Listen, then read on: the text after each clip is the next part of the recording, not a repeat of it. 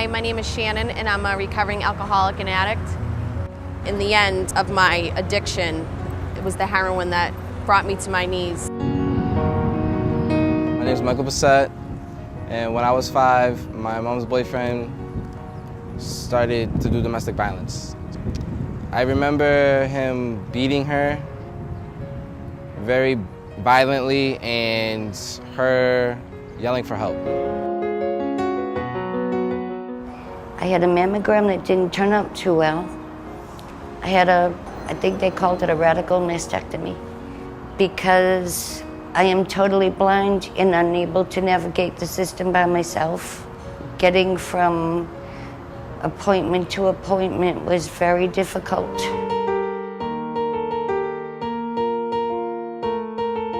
My parents from Burundi.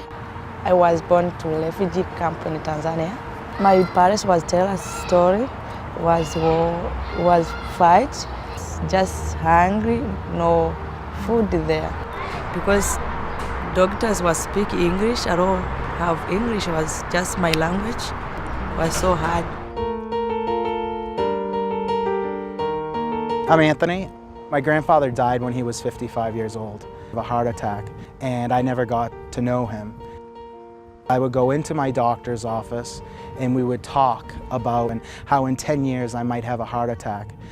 And I wanted to make a change.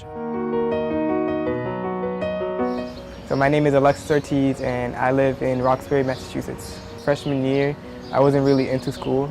Like, I was there, but I didn't want to be there. Doing the STEM program was really a life changer for me.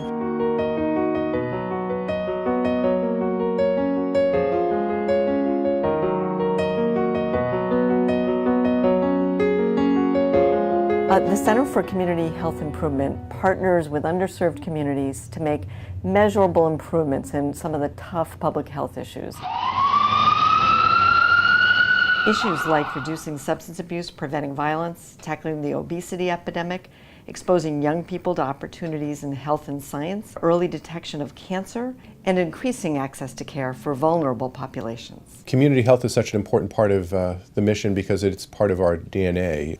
We were founded in 1811 to care for the poor people of this region, and we certainly are very good at rescuing people, and be they suffering from cancer or heart disease, but I think we also have a responsibility to go upstream and try to address some of the social factors that cause those problems in the first place. And through our community health mission and activities and through the Center for Community Health Improvement, that's exactly what we're doing. We partner with local communities to change those conditions. For example, our Healthy Chelsea and Revere on the Move coalitions make healthy food and physical activity easier choices to make. They've successfully advocated for things like walking trails, community gardens, and farmers markets. Why do we do this work? Because it's not only our job to treat people when they're sick, but also to prevent illness in the first place. Our goal is to improve outcomes for patients and communities and to reduce healthcare costs. Prevention is a vital part of both strategies. So I've been clean and sober for 9 years. I do use a lot of the tools that I learned when I was in treatment to help the folks in my community who struggle or in the grips of addiction.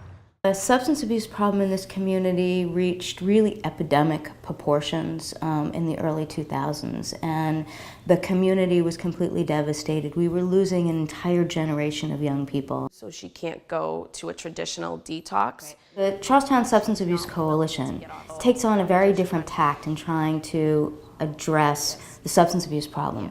We've designed prevention curriculums that go into the school systems. We've enhanced public safety by advocating for more police officers on the street. Engaging members of the community in such a way that they feel empowered to have an impact on a major public health concern in their neighborhood. Shannon Lundy, she's lived the life of an addict. It devastated her world, and she is now a role model for every young person in this community. And then a neighbor called the police, and I remember 4 police officers and Georgia Green coming to the house. What she said to me, it made me feel like secure, like it made me feel like nothing was gonna happen again. Violence is a big issue in Chelsea. And And I think that the program that we provide and the service we provide really helps parents of children who are traumatized and the children themselves move through it much more quickly. The experience that I seen when I was 5 made me want to think about a career in law enforcement so I can help those kids like I got help when I was 5. Yasmin is not just my navigator, but she's become my friend. I help patients that have abnormal findings go through their diagnostic appointments. And when I didn't understand medical terms, she helped me. And to be honest, if this program didn't exist, I probably wouldn't have gotten the treatment. Has helped me to found Medicare or to found my doctors, children doctor or my parents doctors, to read letters, to have appointment. Around 44% of people living in Chelsea are foreign born. 67% speak another language. They come here, they don't speak the language, they don't understand the healthcare system. They are asked to integrate in the culture. MGH mainly help the family continue having access to care. I wanted to make a change, but it was just difficult on my own to understand how to change. And then Revere Cares, Revere on the Move, this Mass General program was that opportunity for me to make change that was sustainable to me. To combat obesity, in Revere Cares, we've partnered with the city and brought together the Revere on the Move Task Force.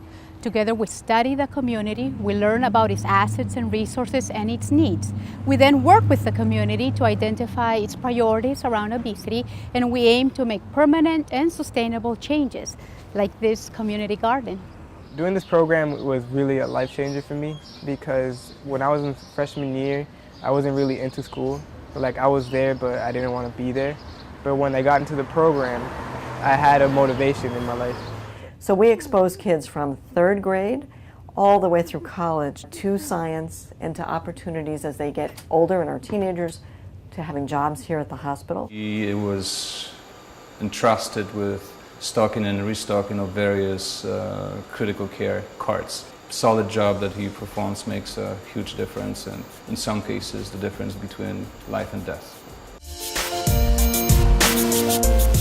We've seen a 64% reduction in overdose rates since when we started, and I think it's a 42% decrease in mortality rates from opiate overdoses. Your program really helped me. Oh, Thanks, so Georgia. good to hear that. Thanks so much. Yes, this program is really invaluable. It saved my life, basically.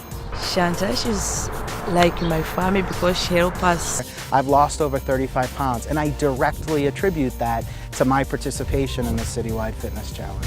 I have been given the tools and the opportunity to make a difference in my life, to change my life, and that I've changed my path. I've changed my health outcome.